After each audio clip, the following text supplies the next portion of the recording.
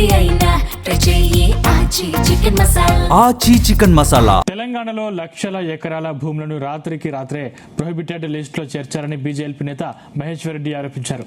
మంత్రి పొంగులేటి శ్రీనివాస్ రెడ్డి లక్ష్యంగా ఆయన తీవ్ర స్థాయిలో విరుచుకుపడ్డారు. అసెంబ్లీ మీడియా పాయింట్ వద్ద ఆధారాలతో హాజరై పొంగులేటికి సవాల్ విసిరారు.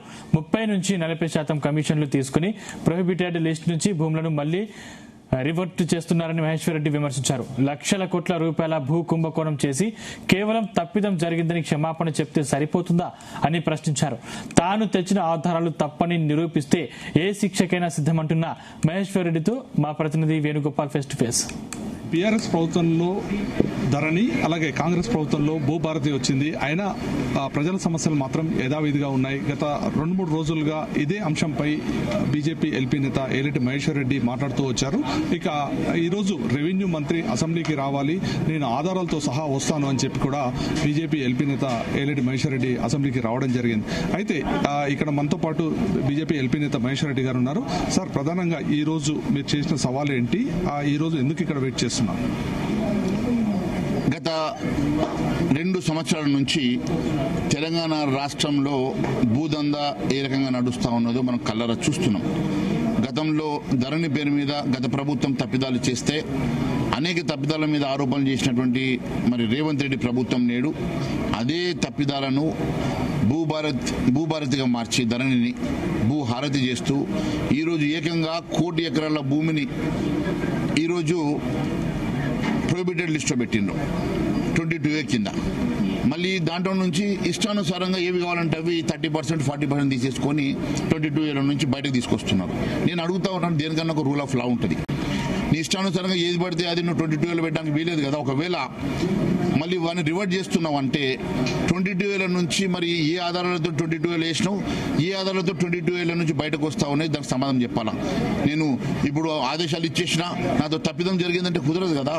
ఈరోజు లక్షల కోట్ల రూపాయలు అనేక మంది లక్షలాది మంది రైతులకు సంబంధించిన భూముల్ని రాత్రికి రాత్రి ఇండ్లు కట్టుకున్న ఇళ్లను కూడా నువ్వు 22A పెట్టి వాళ్ళు వచ్చి కలవంగానే 30% తీసుకొని నువ్వు వాళ్ళ నుంచి మరి భూ బదలాయింపు చేసి దాన్ని లేదు ధరణిలో మన ప్రొహిబిటెడ్ లో లేదు అని చెప్పి రివర్ట్ చేస్తున్నావు అంటే దీని వెనుక జరిగేటువంటి మరి మామూలు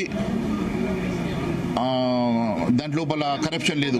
హ్యూజ్ కరప్షన్ తోటి మరి 30 to 40% కలెక్షన్ చేస్తున్నటువంటి అంశాలను నేను బయటకు తీసుకొచ్చిన.